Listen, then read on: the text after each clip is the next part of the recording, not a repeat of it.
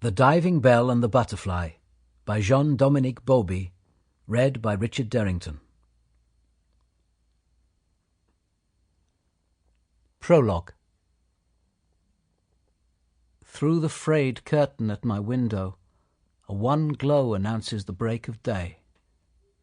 My heels hurt, my head weighs a ton, and something like a giant invisible diving bell holds my whole body prisoner. My room emerges slowly from the gloom.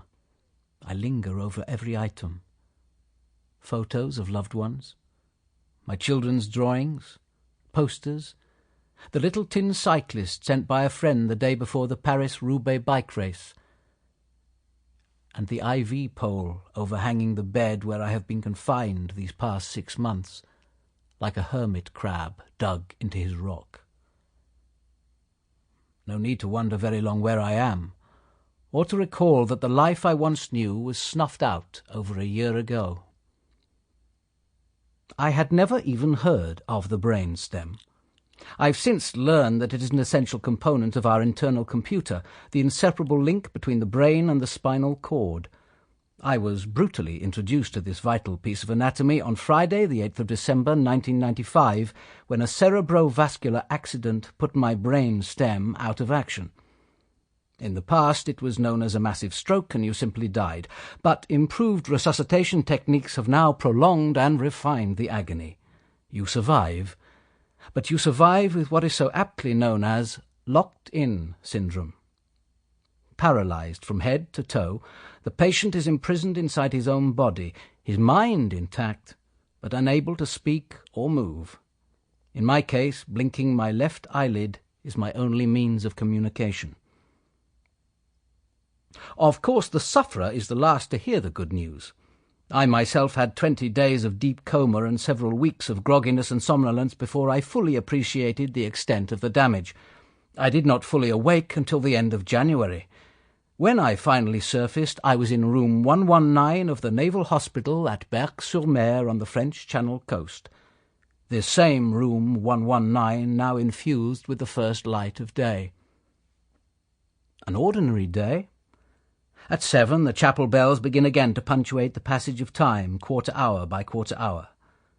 After their night's respite, my congested bronchial tubes once more begin their noisy rattle.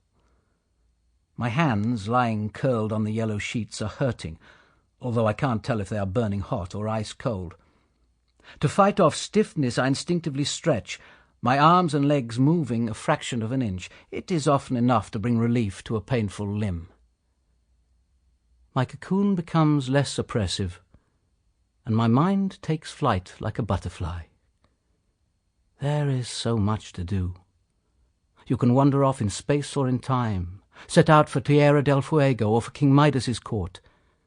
You can visit the woman you love, slide down beside her and stroke her still sleeping face.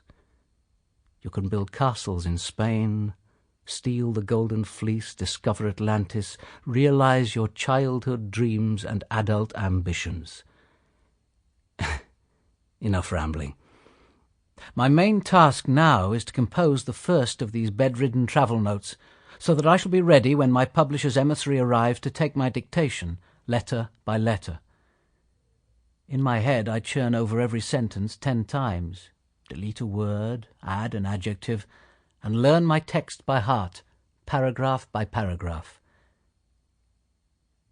7:30. The duty nurse interrupts the flow of my thoughts. Following a well-established ritual, she draws the curtain, checks tracheostomy and drip feed, and turns on the TV so that I can watch the news. Right now, a cartoon celebrates the adventures of the fastest frog in the West. And what if I asked to be changed into a frog? What then? The wheelchair. I had never seen so many white coats in my little room. Nurses, orderlies, physiotherapist, occupational therapist, psychologist, neurologist, interns, and even the department head. The whole hospital had turned out for the event.